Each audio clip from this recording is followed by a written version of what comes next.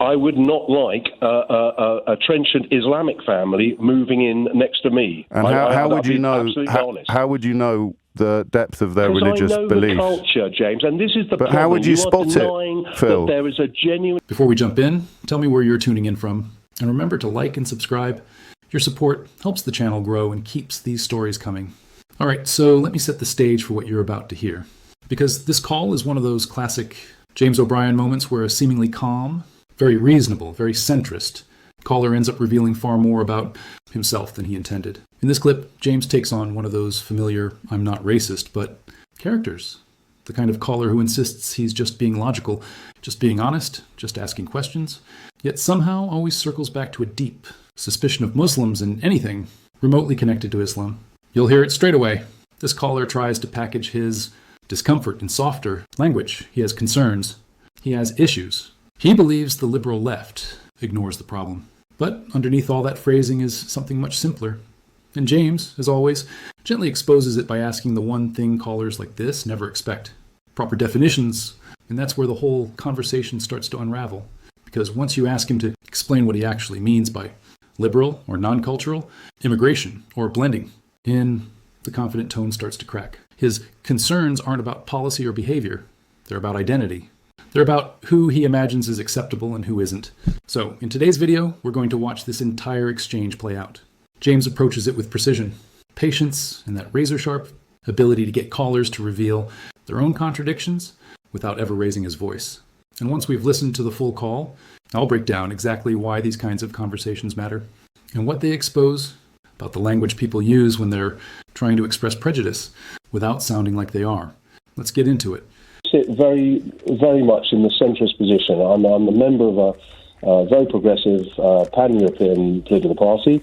I fully accept that there are problems with migration, and I think that that's where I'm coming from, because I genuinely believe that the liberal left, well, not so much, but just the over-liberal.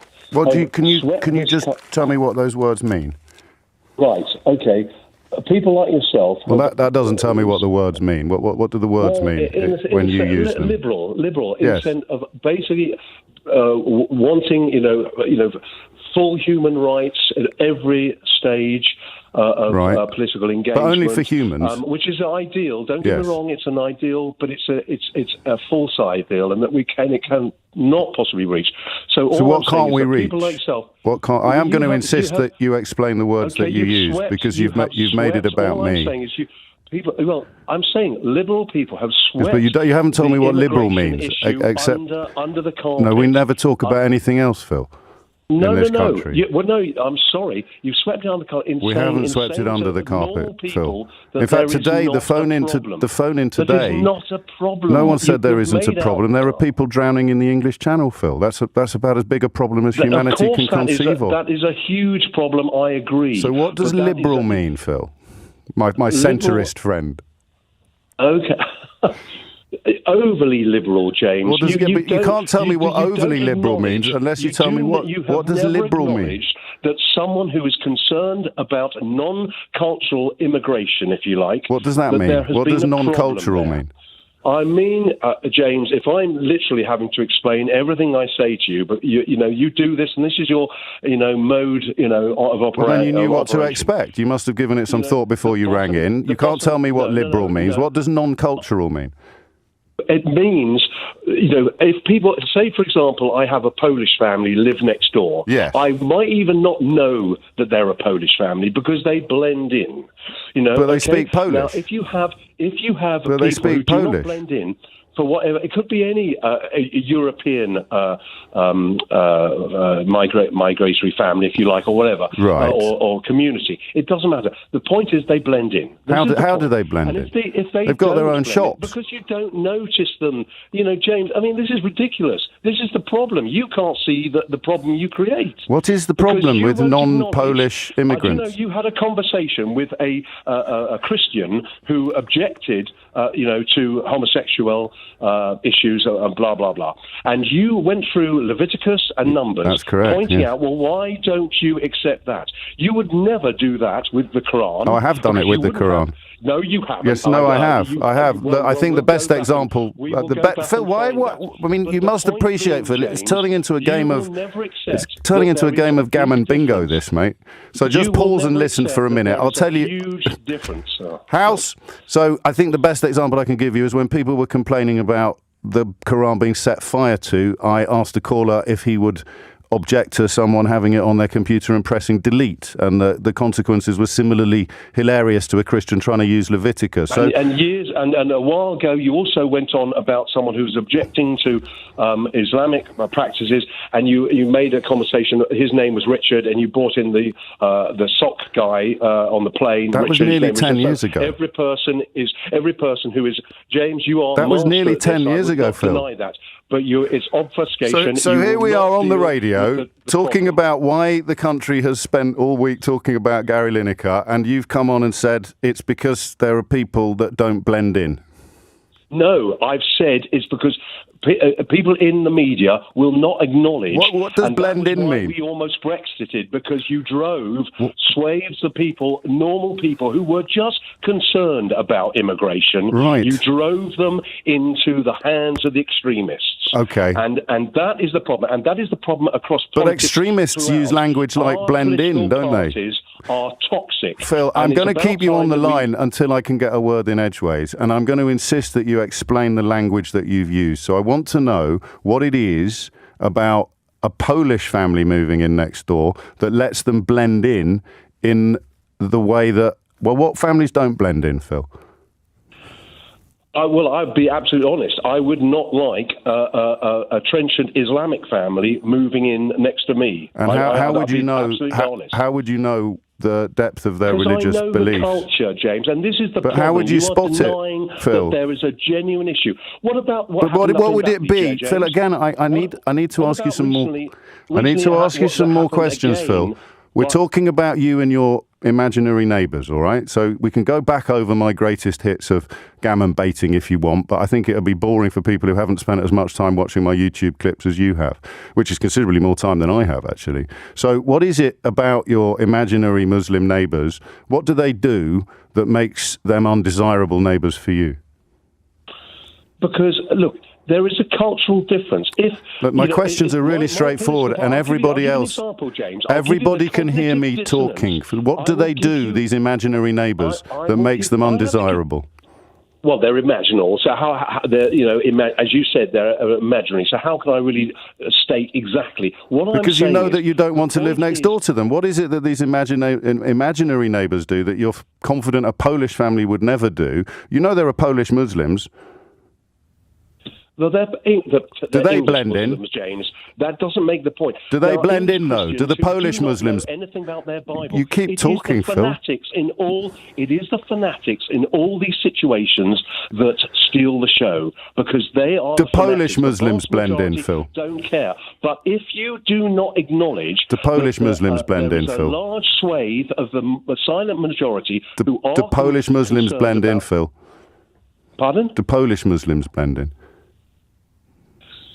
It all depends whether they were abiding by, strict Islamic practices. And how would you tell? How would you tell? How would you tell that? How could you tell that? But just from living next door to them.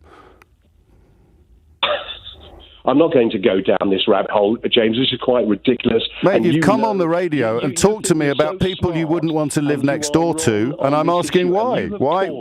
Why, Phil? I am totally. I don't. What would the neighbours do? What would the imaginary neighbours do that would make them undesirable? Bone in my body, but I am culturalist, James. Say that again. I'm not prepared. Say that bit again about the racist bone in your body, because some people missed it. I don't have a racist bone in my body. But you don't want to live next door to brown people. No, I do have a culturalist bone in my body, James. Culturalist? What does that word mean? Culture. No, culturalist, you said. Well, as in racist, James, for goodness sake. I'm just using exactly, it in the same manner. Yes, exactly, you are. You're not supposed to say that bit out loud. What? Well, that you're basically being a racist, but calling it culturalist instead. No, I'm not being a racist. There is a huge difference. Right, so what would these people do that makes them undesirable neighbours, Phil? See that, then well, you can show me, Phil. They're living next door to you. And such polarisation. They're living next door in this to you, country, Phil. James. What are they It's doing? simply that. What are they doing that makes them undesirable neighbours, Phil? Apart from being brown. Well, look. Let me just shift it a little bit. I wish you'd answer one of my questions. You don't know what liberal means. I'm trying to answer it, but you won't. Well, what do they do? No, you just literally said, let me shift it. That's not answering. That's shifting it, Phil. These are your words that I'm playing back to you. What do the imaginary neighbours do? Look, I'm fortunate enough to live in a very kind of typical, English, small town. What does English mean? I don't have to suffer. I don't have to suffer cultural, if you like, shocks on my doorstep. Like what? Well, I don't. I mean, I'm being absolutely honest. I don't want to see women having to, cover up. Right. No Western woman naturally covers up. What if they're Polish? And we wonder why these other women do. What if they're Polish? That is cultural, essentially, indoctrination. And if you can't recognise that, that is the problem. Well, it's not a problem. I'm not a fan. I'm not a fan of face veils, but I wouldn't have a problem living next door to somebody who wanted to wear one any more than I'd have a problem living next door to someone who wants to wear flip-flops. Well, it probably would matter how many were there, James, and just how religiously, if you like, they abided by their doctrine. Okay. So it's the face masks and the point is, you will not acknowledge that people do have a concern about that. I acknowledge it by asking what the concern is, Phil, and now we've got there now. You don't want to live next to women who wear face veils. I don't want to live in a country where women are subjugated. No, I don't. So you want to introduce laws. You want to introduce laws telling them what they can and can't wear. It's quite staggering. There's no cognitive dissonance here, Phil. What would you do? I'm not saying for 1 minute that all Muslims are, like that, but the fanatics like are, what, Phil? as in the Christian fanatics. Like what, Phil? Like, what do you mean, like what? You said, I'm not... this is just the strangest conversation. You keep saying things. You said, I'm not for one moment saying that all Muslims are like that. And I said, like what, Phil? And you said, what do you mean, like what? How can you not understand? Just calm down a bit, Phil. Slow down. There are a lot of Christians and a lot of Muslims who you would not know they were Christian or Muslim. Right. That's the point. There are an awful lot. So they're blending in. They're nominal. They're blending in. Nominal. They're blending, they're nominal. And this is what causes people, stress. Because face veils. We all conform. We all try. There is a norm. And that's another thing. The norm has been lost. Yes. There is a norm. Can you describe the norm to me, Phil? Yes. Good. Yes, the norm is, like, for example, at a school, the norm is a school, outfit, school uniform. That's a norm. So you want everyone to dress the same? No. So what's the norm, Phil? But if you slow down a little bit. If you studied standard deviation, you'd see that the norm encompasses quite a range. But it's the standard deviation. Okay? What's the norm? And outside of that, there are the extremes. Phil, this doesn't make sense. What is the norm? No, I know. Okay, James, it doesn't make sense to you, but that is the problem. What is the norm? And you caused the problem. I caused the problem. What's the norm, Phil? Because What's the norm, Phil? There are perfectly decent Phil, stop reasons repeating yourself and tell me what some of these words mean. About immigration. What does the norm mean? The norm is what people feel, comfortable. I would not consider, skinheads in bother boots the norm in dressing in society. Okay, that kind of wear I would not consider the norm in English society. Right.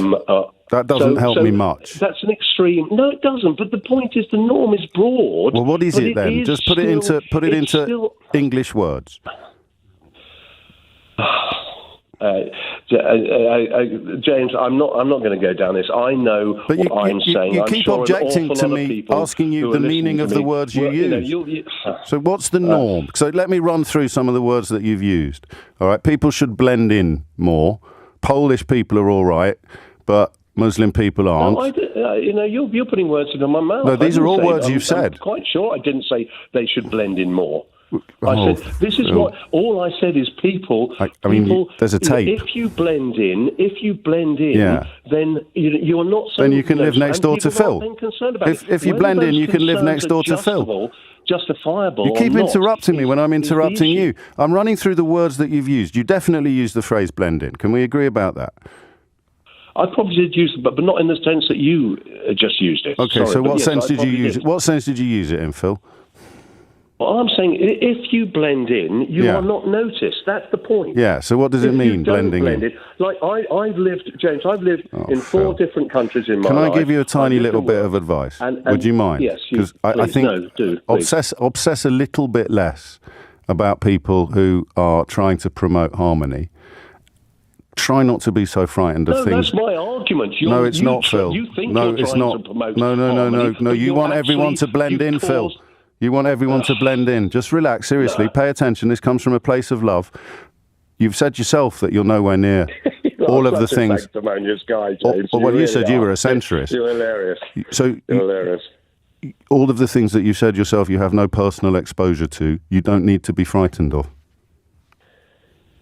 James, all I'm saying is, everyone's heard you, Phil. Everyone's heard everything you've said. I'm just telling you, you don't need to be so scared. You just answer me one question now, James. I'll try. Just imagine that we were nuked. Britain was nuked. Oh, my days. A large part was Britain nuked. And we had to go overseas when we'd hoped that other countries would open up their borders to allow us in. Yes. Okay? Now, tell me, would you go to a theocracy? Would I go to a theocracy? Yes, would you go to Afghanistan? Would you go to I'd go where I speak the language. I don't know what point you think you're making. I'd go to Australia because I've got friends there. That question. You just answer that question, okay? Just tell me, and then tell me why would you make that decision? If you had a choice, stop James, talking and let me answer. Let me answer the question. I'd go wherever was safe. Yes. Well, okay, fine. You'd go wherever you're safe. But given a choice, where would you go? You've got a choice of Europe, or you've got a choice of going to Iran. Greece. I'd go to Greece. I'd go to Greece. Other countries. I'd where go would you to go? Greece. You'd go to Greece? Yeah. They're not a bad place. I would kind of agree with that. What are we talking about now, Phil? What do you think we're talking about now? I'm just trying to point out in the most simplistic terms something that you resolutely refuse to acknowledge. What am I resolutely refusing to acknowledge? There are cultural differences, and in some countries, the main cultural driver, if you like, is religion. And that causes an awful... And if you don't mind saying, before Brexit, the issue of immigration was totally conflated because most people... There's an awful lot going on in your head. And I don't... immigration from Europe. Phil. They were concerned about immigration from outside of Europe. Well, why did they vote to leave Europe then? Because it was totally conflated by people like you who made out that but there I was was constantly pointing it out, Phil. I mean, you know my viral clips. You watch them on YouTube. You remember the guy who rang in to say that... Phil, I've said what I said, and you can rubbish it for all you want. But I know I haven't rubbished anything you've said, Phil. All I've done. Yes, I know you are, Phil. Yes, and I hope all your neighbours may all your neighbours blend in, Phil. You are a sanctimonious person. You really are. May all your neighbours blend in. Yep, and yours. Bye-bye. Love to the... So what you just heard in that call is a textbook example of how some people build a kind of personal hierarchy of acceptable and unacceptable immigrants. It's subtle on the surface, but painfully obvious once you listen closely. To this caller, the Polish family is perfectly fine because, in his words, they blend in. The Muslim family, however, is suddenly a problem. Not because of anything they've done, but because admitting the real reason would force him to confront his own prejudice. And that's the thing James zeroes in on instantly. James uses the same deceptively simple strategy he's perfected over the years. He just keeps asking the caller to define his own words. What do you mean by blending in? What do you mean by non-cultural immigration? What is this norm you keep talking about? And every time the caller tries to avoid answering, James gently pulls him back to the point. Because once you strip away all the vague language and soft phrasing, you discover the truth. He refuses to say out loud, the real issue, in his mind, is that the neighbors he fears would be brown. This is exactly what people mean when they complain about not being allowed to speak freely. It's never actually about losing free speech. It's about losing the ability to say openly racist things without being challenged. Once upon a time, someone like Phil could just denounce, without embarrassment, I don't want those brown people living near me. Today, He knows he can't say that without consequences, so he reaches for softer substitutes. Cultural differences. Non-blending. The norm. It's all just rebranded.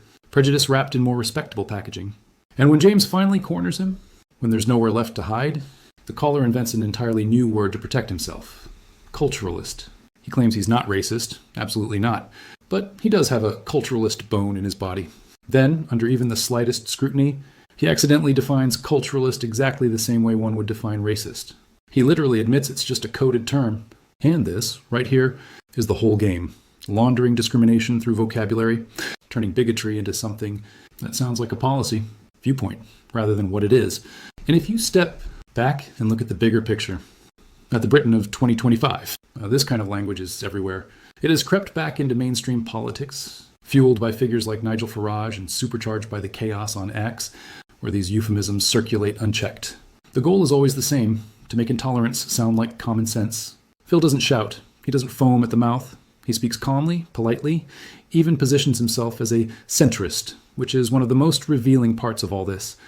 Many people like him genuinely believe they're the reasonable middle ground. And that makes their arguments even more dangerous because they're delivered in a tone that feels measured while carrying ideas that are anything but. In the end, Phil walked right into his own trap. All James had to do was hold the mirror steady. Phil did the rest. So what do you think? Which part of this call exposed the truth most clearly?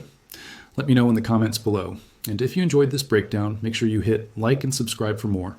And don't forget to turn on notifications so you never miss a new video. Thanks for watching.